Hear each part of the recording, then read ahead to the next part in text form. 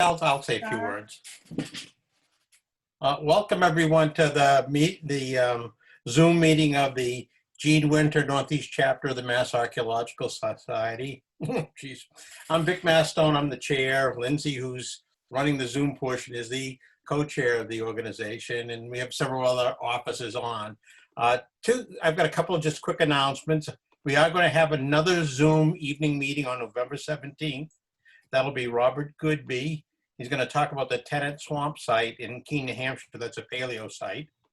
And then on December 15th, John and Luke's is going to talk. I don't have a title yet or what his specialty is for that, but he comes highly recommended. The other announcements are for chapter members or people who want to become members of the chapter, $6 a year. We always appreciate your funds. You can email me at the info at or return to the vmass33@comcast.net, and I can send you the information for that. And also, for those of you who would like to become members of the Mass Archaeological Society, it's a modest $30 a year, and we could always use the funds at the society. And that's all I have. I'll let Greg's going to do the intros for him and Dr. Small. Okay, well, unfortunately, folks, I can't seem to get my video up, but I guess the audio is there. So I would like to thank everyone in the Northeast chapter for having me back. As most of you know, I've had an interest in the Norse culture and its migration west since being a young boy. And that interest would eventually lead me to the Hurstwic Training Center here in Massachusetts.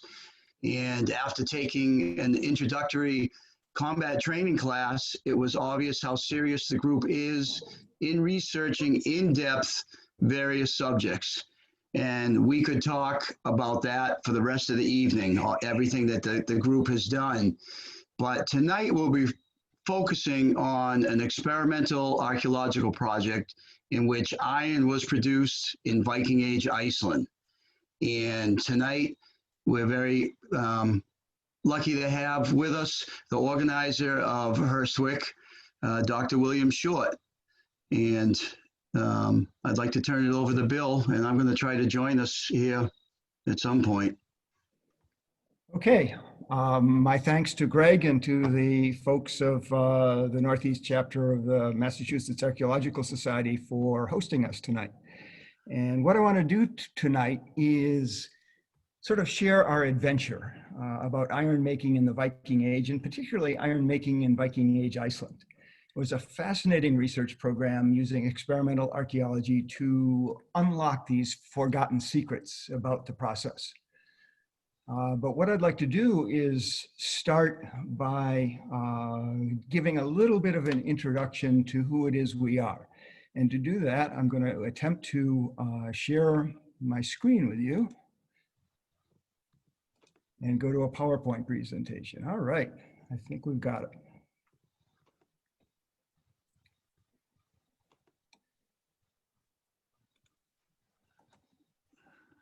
So we are Hurstwic. We are an organization in central Massachusetts, and we research pretty much all things Viking, but our focus really is on Viking combat.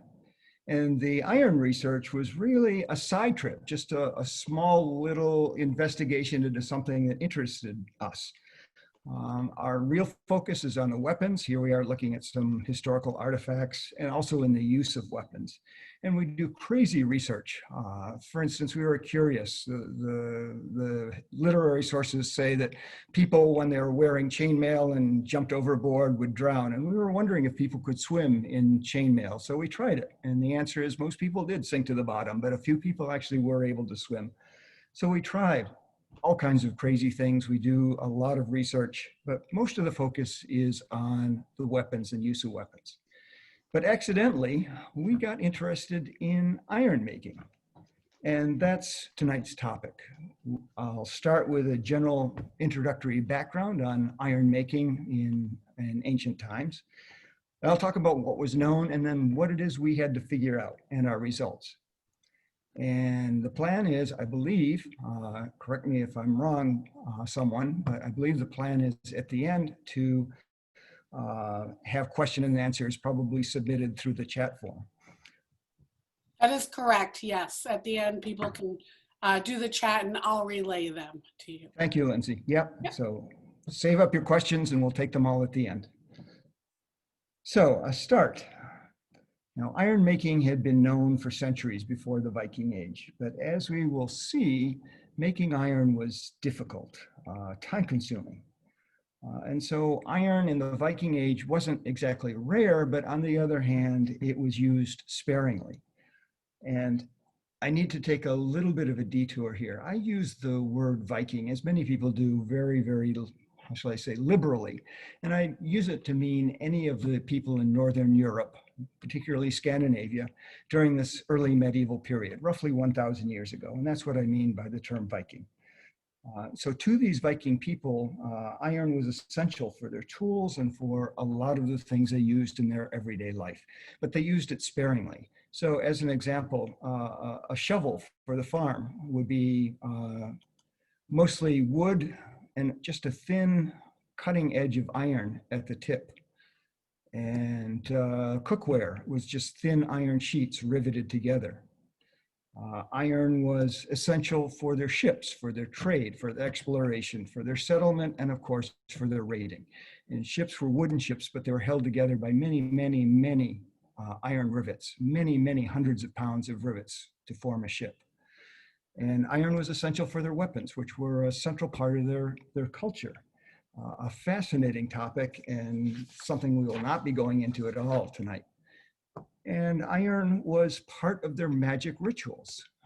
There were women called vulva, who were seers, if you will, people who could see the future. And they used these iron rods, wands, if you will, to help them in their ritual. And we find these wands in archaeological finds, in grave sites. And iron was even part of their cult and religion. So we find, for instance, this piece of iron that was made in the Viking Age. It's a very nice bloom, as it's called, of iron. And when the iron came out of the furnace, the smith would split it with an axe so that he could see inside and see the quality of the iron. And this iron is very high quality iron, but it was simply set aside and never used. And so the interpretation of this is this was an offering to the gods. So iron was something that you would give as an offering. Their society depended on having a ready source of iron.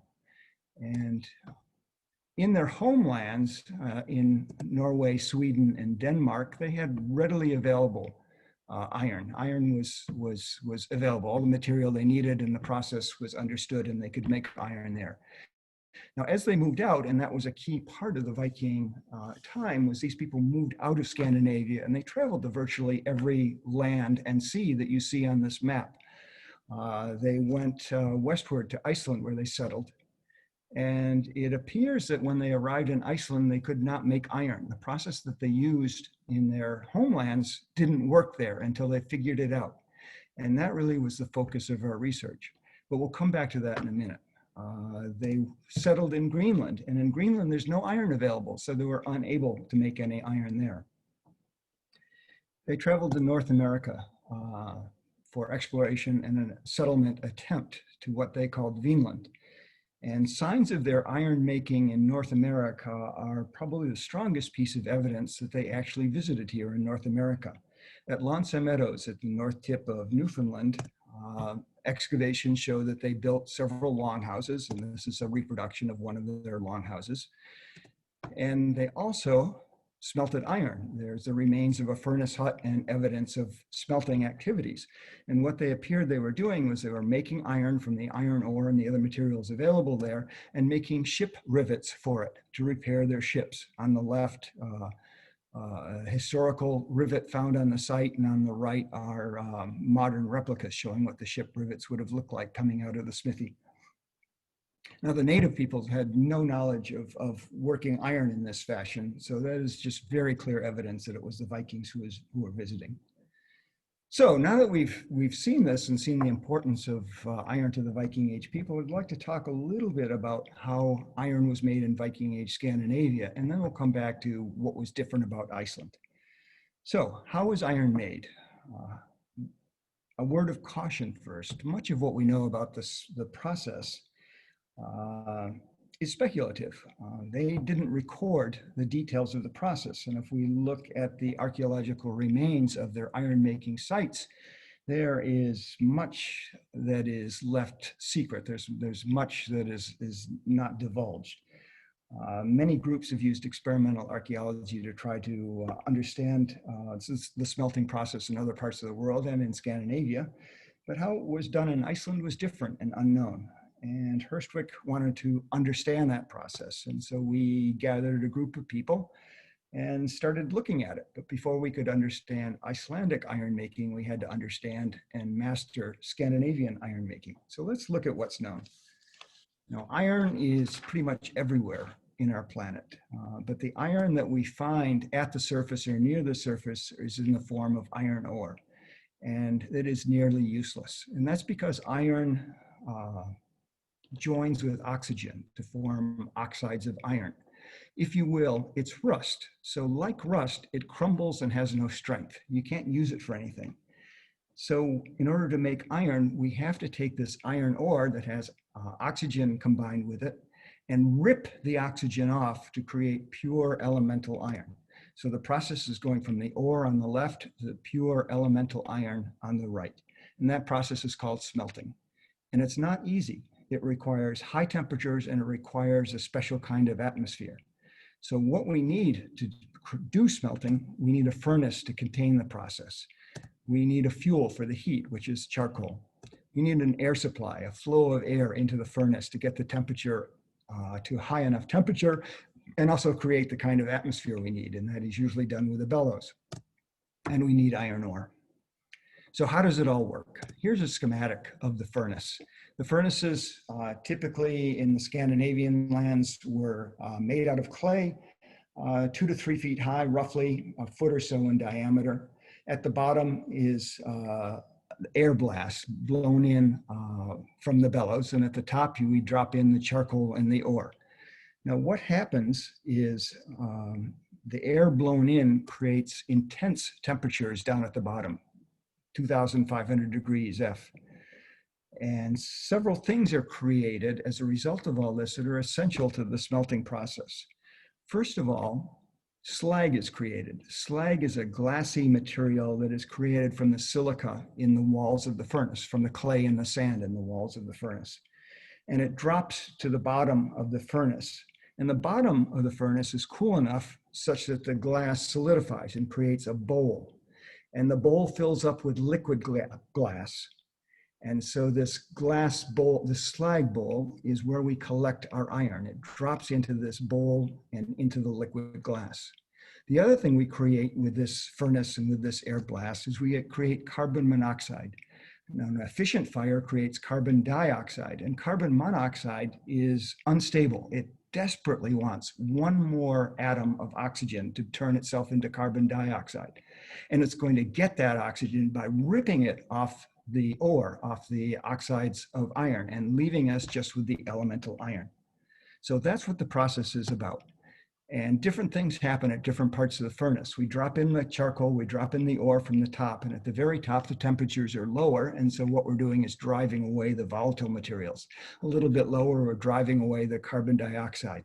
A little bit lower, the carbon monoxide is starting to attack the iron ore and pull out the oxygen and be released as carbon dioxide. And a little bit lower, the process is very vigorous because the temperatures are high enough that the carbon monoxide is just ripping off oxygen atoms. And then the very bottom, the pure elemental iron drops into the slag bowl. So we're constantly feeding the furnace with charcoal and ore from the top, and iron is created and drops into the bowl. The iron collects at the bottom, and when we're done, when it's cooled off, we pull the slag, the iron bloom out of the bottom. The purpose of the liquid glass is that it protects the iron. The pure elemental iron that drops into the liquid glass is blocked from the atmosphere, so no oxygen can recombine with it, so it stays pure elemental iron. Now the slag waste is just that, it's waste. It's got a lot of iron in it, but we can't use the iron. We can't get the iron out of the slag. But on the other hand, the slag is essential to the process. Without the slag, we won't collect any iron. So that is generally the process. And this is a modern replica of the kinds of furnace that would be used in Scandinavia, we believe. Made out of clay. They may have used stone furnaces. There's some evidence for that. And in Iceland, it looks like they built their furnaces out of turf. And we'll talk about that a little bit later. Now, both the stone and the turf furnace would have been lined, the central shaft would have been lined with a thin layer of clay. Again, that's essential, both to keep the heat in, but also it's the source of our slag. So we need that for that. The slag is what we often find in archaeological sites.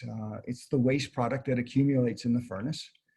And occasionally the slag level in the furnace, the liquid glass, gets too high and starts choking off the process. And so we let some of the slag out. It's called tapping the furnace. We open the door at the bottom of the furnace and the liquid glass, the slag, flows out.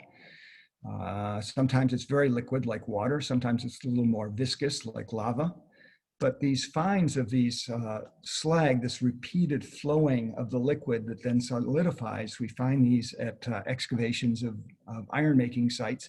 And it tells us that this site was used again and again and again. The slag was tapped many times, and these layers of this solidified flowing liquid sometimes are quite thick, which tells us the furnace was reused again and again and again. Now, another part of the process is the charcoal. Charcoal is just wood with the water and the volatile materials driven away.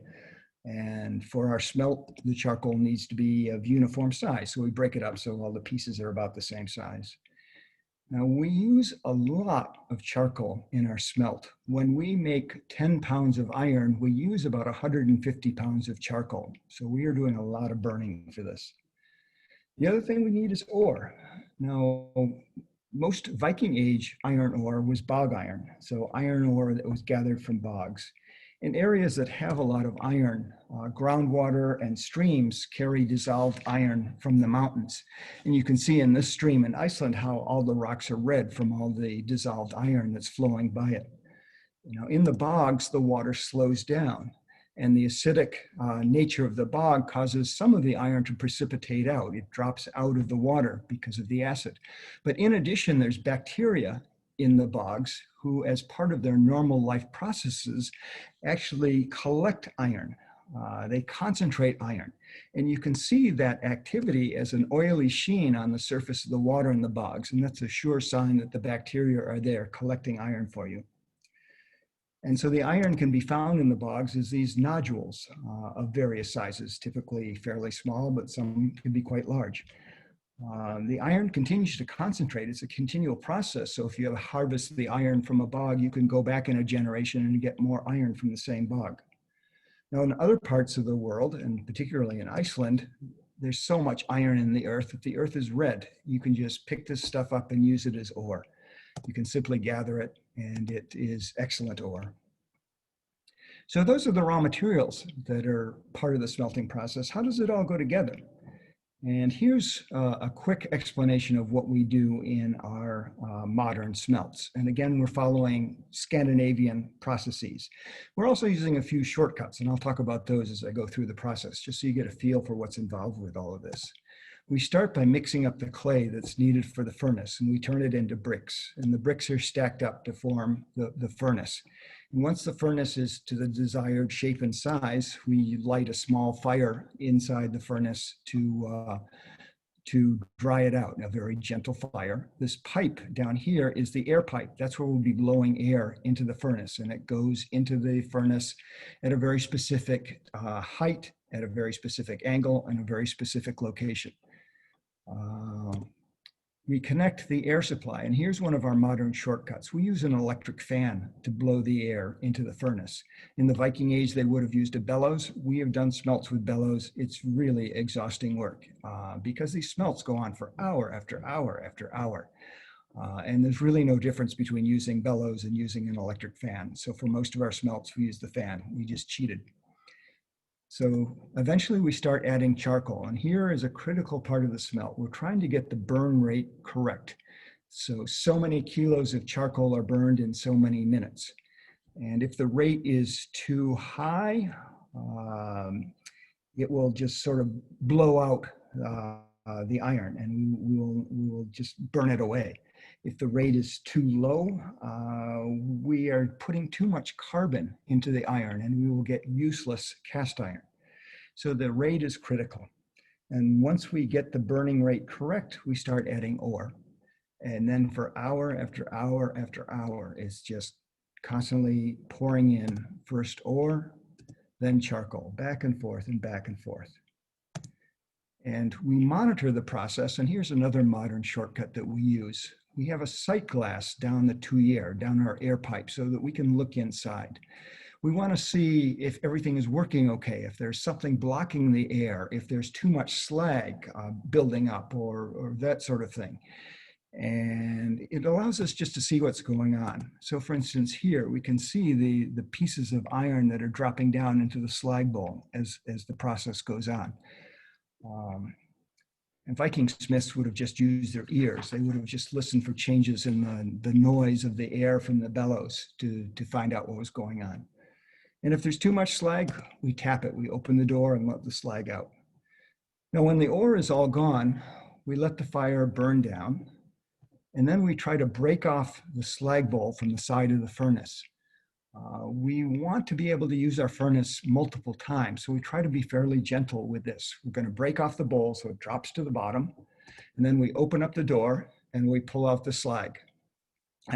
We pull out the iron bloom. This is the iron we have been working all day long to create. And while it's still this super hot out of the furnace, we tap it gently with hammers. And the reason for that is the iron that is dropping down is not liquid. It is high enough temperature to be welding temperature, but it is not liquid. So it sort of falls down and sinters together in the slag bowl. So it's a very frothy, sponge-like bloom filled with voids, filled with air holes, and also covered with slag. So we tap it to try to squeeze together the bloom and push out some of the slag. And when we're done, we get something that looks like this. In the Viking age, the bloom would have been tested by the smiths making it. So they would have cut it with an axe so they could look inside and determine what kind of iron they got. When we do our smelts, we have gotten variable results.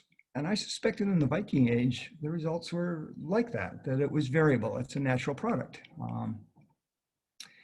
20% yield is excellent. So you put in 50 pounds of ore and you get 10 pounds of iron. And we have gotten quite a bit higher than that. And we've also gotten quite a bit lower than that.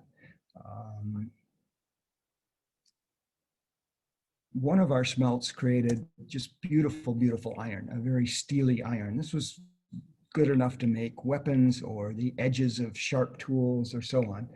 And it has beautiful microscopic grain structure. And at the same time, some of our smelts have resulted in very poor iron. Sometimes it's junk. Sometimes it's just cast iron because too much carbon got into the iron, too brittle to turn into a tool. And sometimes there's something wrong with the air supply or possibly even something wrong with the ore. And the iron never collects. It never sinters together in the slag bowl. And so what we get is just little bits of iron blown all over the furnace. Now, after we get the bloom out, there's a lot of post-processing before it's ready to hand over to a smith to turn into a tool or a weapon or something productive or useful. And that is because there is a lot of slag in the iron. And so what the smith does is he forges the bloom into a bar, and then he folds it over and forges that into a bar and folds it over. So he's mechanically purifying it and pushing the slag out mechanically. And one of our smiths believes that it would probably take 2 days of smithing to turn one of these blooms into something that was ready to be used for a tool. One of the problems with working these blooms is They're big. These are the kinds of tools that a Viking smith had available to them, and they're all quite small compared to our bloom. And in addition, the furnaces that the Vikings used, based on archaeological excavations, were quite small. So it's very possible that one of the reasons they would split their blooms like this while they were still hot from the smelting furnaces so that they could break off a piece and work only small pieces at a time. Now, once the bloom was ready to be used for something, many of them would be turned into currency bars. And we find these currency bars, these iron pieces that have been forged into a standardized shape. And they have a hole at the top, right here, you can see it. And that allows them to be strung on a wooden stave and carried conveniently to a trading center where they could be traded for something else. Some pieces might have been put into a special furnace that carburizes the iron a little bit more to turn it into really good steel that could be used for the edge of a tool, edge of a weapon, something that needs to cut. And some of these pieces probably were turned into roughly worked tools or weapons, because we see these in trading sites, rough worked axe heads that were partially done and then traded, and then a local smith would turn it into a finished product. So that is how iron was made in Scandinavia. But our interest was how it was done in Iceland, because it really seems to have been different there. And here is where our adventure really begins. And I'd like to tell the story of how this happened. So a little bit of a detour. This is the farm at Eiðar in East Iceland. And I was introduced to the farmer here by some friends who live not far away in Iceland. And we visited the farmer and his family one day, and he was showing us some of the iron making, Viking-age iron making on this farm, because this general district, this farm and several adjacent farms were well known to be iron making sites in Viking-age Iceland. And he showed us the heaps of slag on the farm. And there's multiple hills like this of slag that are taller than the two-story building behind it. And that just seemed like an insane amount of slag. So I went and looked up the archaeological report for this site. And the archaeologists who studied it estimated that this one farm created, over a period of roughly 300 years, 1,000 tons of iron using this bloomery process that you've just seen. You've seen how hard it is to make it. How could they possibly make this much iron on this one farm? When you work it out, that's an average of one smelt every single day of the year for 300 years. You know, where did they get their raw materials? How did they do it? And that really got that fired up my imagination and the whole Hurstwic group. And so we wanted to figure it out. We wanted to see how this was even possible. Was this realistic? So in order to do that, one other thing we needed to do is ask the question, what was the process like? Did they use a different process than in Scandinavia? And it turns out they had to. One of the clues for that is this book called Landnámabók. It's a medieval history of Iceland, of Iceland's settlement, listing all the individual settlers who settled Iceland starting in the late 9th century. And one of the settlers is listed as being the first man in Iceland to smelt iron. So we know who it was that first did it, and he was not one of the original settlers. So Iceland had been settlers had been arriving for some time, and presumably these people needed to make iron. So the assumption is that they tried and failed. And it wasn't until this guy figured out what the differences were, and his name was Rauðabjörn. It wasn't until Björn figured it out that Icelanders were able to make iron. So we were curious, and we wanted to know what was involved. So we started to investigate. We started looking at the raw materials. Was there something about the raw materials that made the process different in Iceland? So first, iron. Well, Iceland has iron everywhere. You've seen some of the pictures of the red earth. These are from Iceland. Iron is no problem at all. And we got most of the iron for our experiments at this farm, Kringlumýri. And you can see that you just have to go a couple of feet below the surface, and it's just this super rich red earth. And the ore was just excellent. We tested it, we analyzed it. It's 92% iron. It's in the form of iron oxide, so we'll have to smelt it, but it's 92% iron, and all the rest of the stuff is nothing that's going to bother us in our smelting process. So this was just beautiful, beautiful iron. The next part of the puzzle was charcoal. Where did they get their charcoal?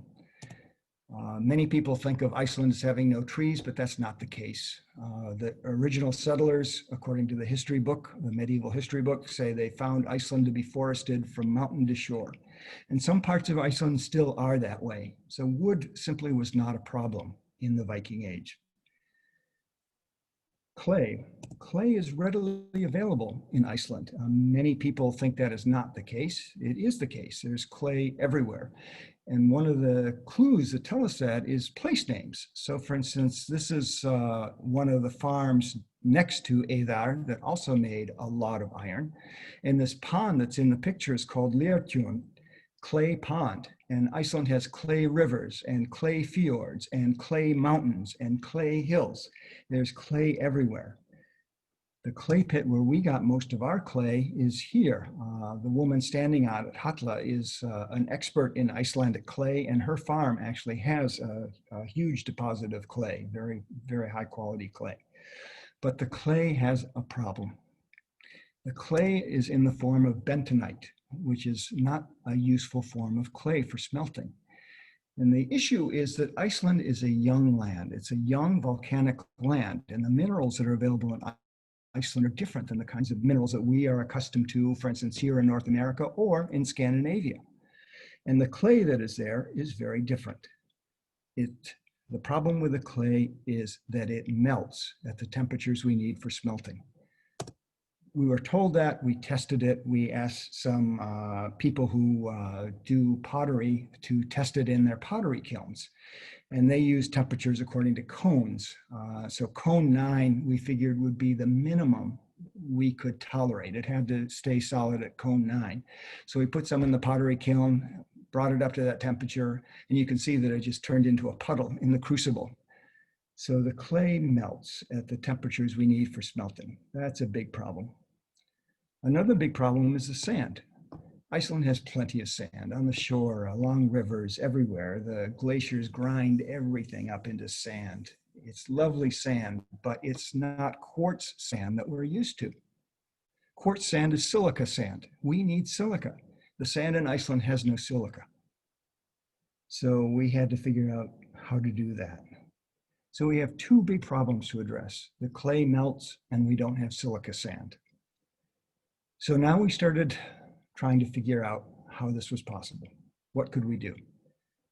And we made some conjectures.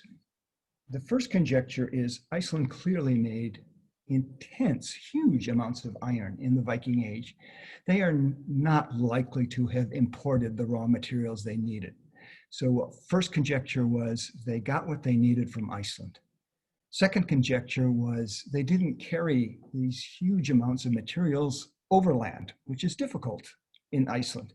So these raw materials not only had to be available in Iceland, they had to be available near the smelting sites, which are scattered all over Iceland.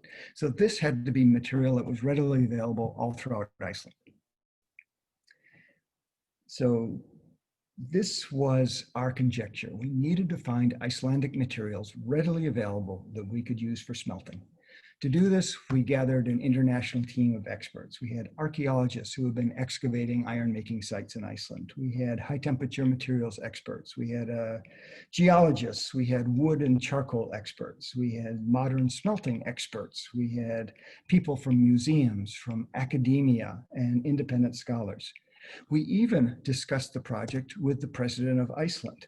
He was curious about it. We met with him in his office, and it turned out not only was he interested, he was very well informed because a short time earlier, the road and parking lot in front of his official residence had been worked on. As they dug up the road, they uncovered Viking-age iron smelting sites underneath it. So he was interested and he was informed about the process. And we also gathered a team of Hurstwic people to do the work. And we started looking at the archaeology of the iron-making sites in Iceland.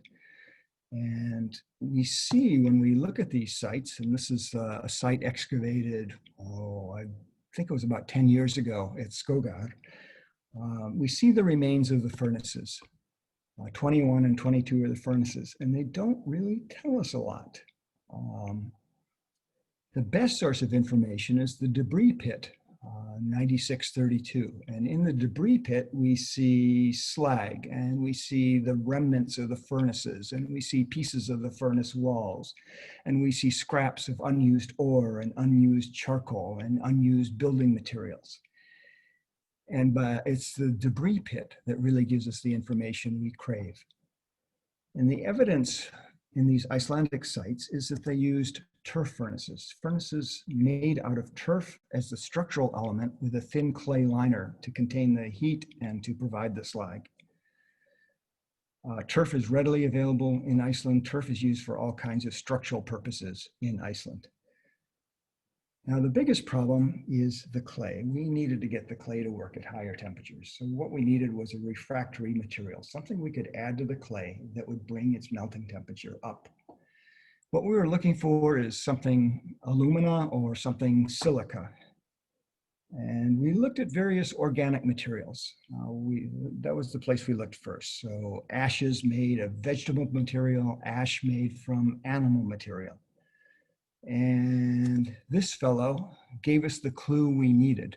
We just tried many, many, many different things, but we found that horse manure, when roasted, created an ash that had lots and lots of silica, just what we were looking for. And so we decided to try horse manure ash as the refractory material to make the Icelandic clay operate at a higher temperature.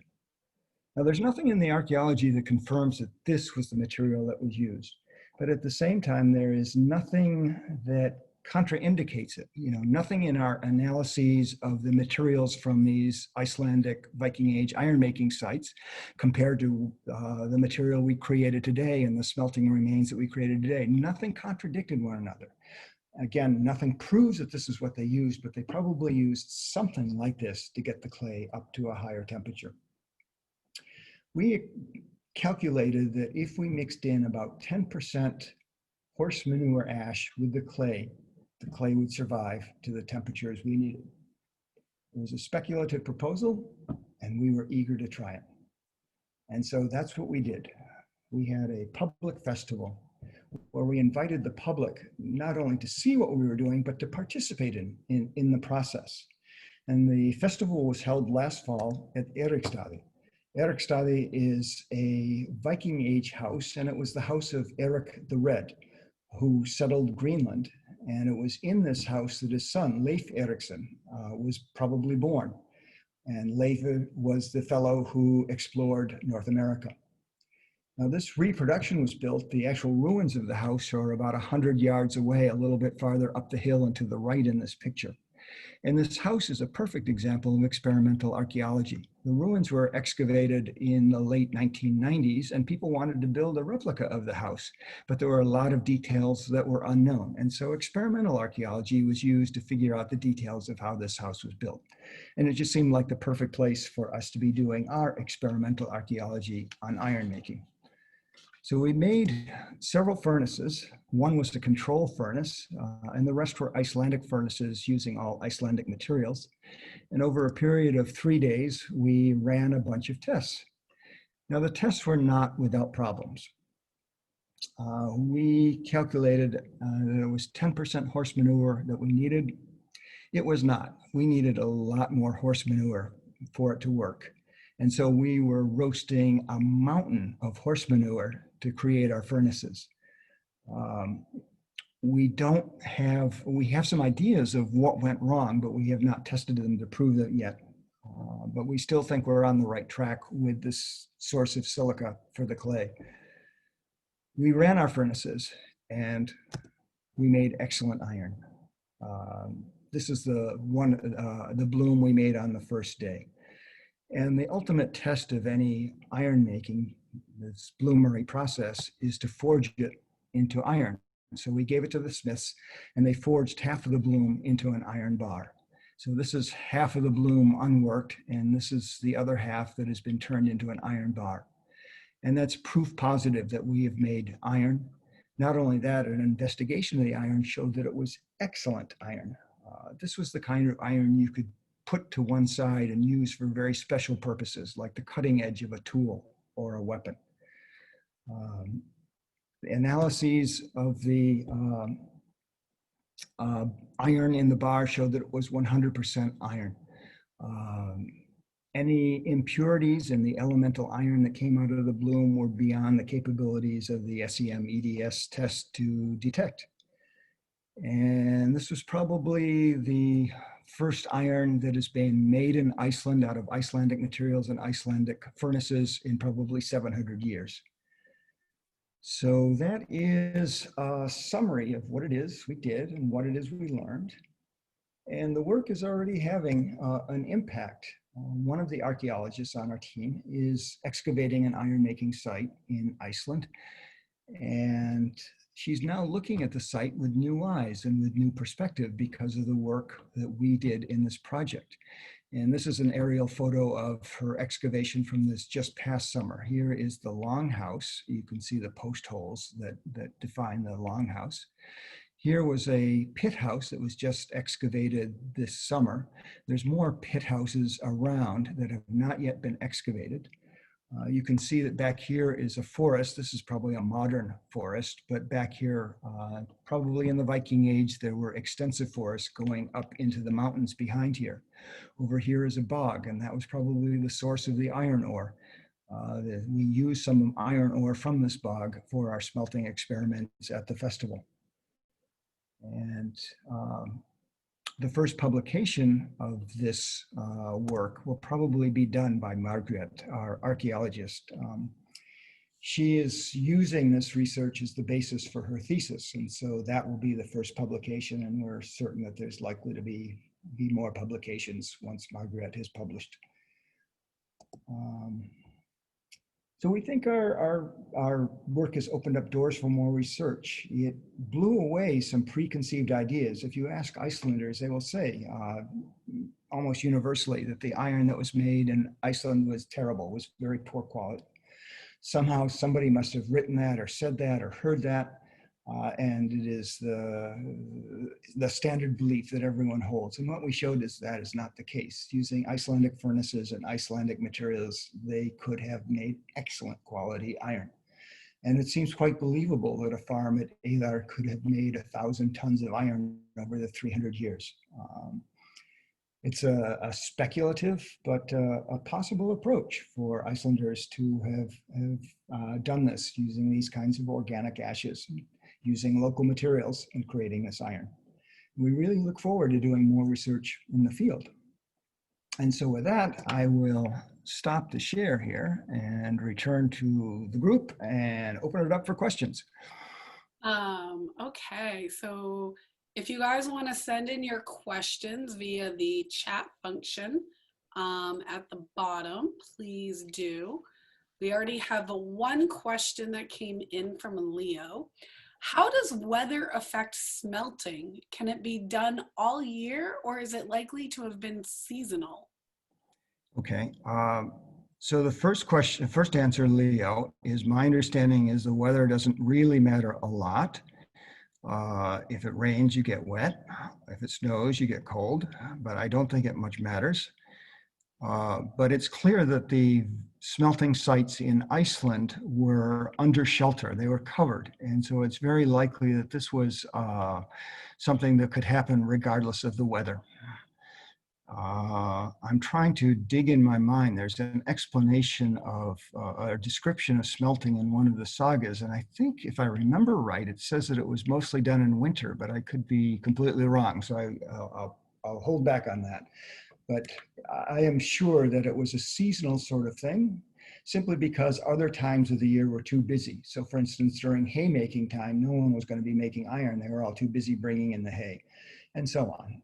So yes, it was probably not year round. And we know from New England weather, you know, in the winter, you want to be near somewhere warm, right? Yep. Okay, so we have another question. Was raised ground preferred for smelting sites? It looks like this from a couple of the slides that you showed, like the first topographic map and then the last photo. So. No, I don't believe it was. I mean, house sites typically were raised for a number of reasons in the Viking Age. One is for visibility. It was an age of violence, and so you always need to be aware of who is coming up to your house so you could prepare for them if they were enemies. So house sites typically were in raised places. Some of the smelting sites typically were near the houses, so they would be raised too. The map of Lance Meadows showing the iron smelting there, it was done at a place far away from the house. You know, you've got a lot of fire going on, you don't want to set the house afire. Great. Matt just wrote in, and I'm sorry, I will probably butcher some of these words, that in the Elgis saga, Yes? Saligrim made iron in the winter. So Yeah, that's what I remembered. Okay, thank you. thank you, Whoever that was, Matt, I think. Yeah, thank you, Matt. So now we have another question from Peter. Now that you believe horse manure could be used in Iceland, is there any way to test if it was also already used on the continent or, you know, up in the Nordic countries? Okay. I do not know the answer to that. Of course, it could be tested. Someone could do the smelt, but there would be little need for it. I'll be honest. It's much more pleasant working with sand than it is with horse manure. So there's no need. You know, the readily available materials in Scandinavia, in fact, most of continental Europe, are just dandy for smelting. And I think Iceland needed to find something to get their clay up to a higher temperature, whatever that may have been. I mean, we tried horse manure ash, maybe it was something else, but probably some sort of organic ash. Great. Another question is, were the faces on the furnaces based on archaeological evidence or your own invention? Okay, that seems to be a tradition with modern smelters to put a face on the furnace, and it is a lot of fun. Okay, the furnace remains that are found in archaeology are literally rubble. There is nothing, there's just small bits. Okay. The questions keep pouring in. So Excellent. Ron wants to know what the horses might have been eating for the manure to be so high in the silica. Ron, I wish I knew. Okay, I have no idea. There's not a lot of silica readily available in Iceland, so I have no idea. Maybe it's some weird enzyme with whatever hay they're eating. Who knows? There's a few more people I can tell I think are typing in. I just have a question personally for you. I asked sort of this of all the people, but what got you like interested in like Vikings, in the subject that you study, right? Like what gets people passionate about this niche subject? Okay. Niche, what are you talking about? It's the Well, most no, I important don't thing. mean niche, No. But like So I have my niche, like dairying in 17th century Plymouth colony, right? Like Yep. So I'll tell you the story. I'll make it brief. 4 years ago, I heard that, I had never heard about Vikings, never heard about Sagas, knew nothing about it. And I heard that there were these stories called Sagas, and I read one and I liked it. And I read a few more and I really liked it. And I wanted to find out more about these Sagas. These are stories written by, set in Viking-age Iceland and written by Icelanders a little bit later in their history. And I discovered that there was a summer course at the University of Iceland. I took the summer course. I just loved the place. I loved the people. I loved the sagas. And so I really went full tilt into studying Vikings of all sorts. One of the things Hurstwic started doing was some combat training. We wanted to understand how the weapons were used, and that pushed us in that direction. About 14 years ago, I quit my day job to do this full time. So that's what I do. excellent. That's so cool. No, does not any more. Oh, yep. Okay, here's the question. From Dana, you mentioned that better iron was used for a tool or a weapon. Is there a known use for the lesser quality materials, seeing that the process is so onerous and long? Yeah, of course. You wouldn't throw anything away. So you might make a tool out of the lower quality material for part of it, but where it was critical to have something that's going to stay sharp, you'd use the higher quality material. So you'd make most of the tool out of the lower quality stuff and put in the sharp cutting edge, welded into place. So the tool would be partially iron and then partially steel at the edge. And that's what we find in the archaeological finds of these weapons. So the middle of the weapon is not so good, iron, and the edge where it really matters is really fine stuff. Excellent. Oh, and Kevin just wrote in that there is concentrate silica in the grass blades that the sheep and horses would have been grazing on. So, okay. Thank you. Excellent. I'm glad to know that. And apparently that is why you can get cut on your finger by a blade of grass. Okay. Our last question is from Cynthia. Is there any evidence of jewelry being made by iron? Maybe the brooches or things like that? Yes. Okay. So that's a really interesting question, and stop me when I go on too long because there's so many things to say. No, First please of all, go on. Please go on. Vikings loved pretty things. They loved adornment. So we find all kinds of Viking jewelry. Typically the jewelry is not iron, but that doesn't mean iron was not used. Pretty much everything was used for jewelry. It was decorated and worn for adornment and also for a practical purpose. So you would need a pin to tie your cloak together over your shoulders, and so things like that. So fancy jewelry would be gold and silver and so on. Copper alloys like brass and bronze would also be used, but iron would be used. For real showy stuff, they made glass beads. Women typically wore glass beads between two brooches on their shoulders. So strands of these beautiful, beautiful glass beads. And one of our high temperature experts in Iceland makes these glass beads in the way that it was done in the Viking times. And they're just gorgeous, just bright, bright colors and beautiful, beautiful, attractive beads.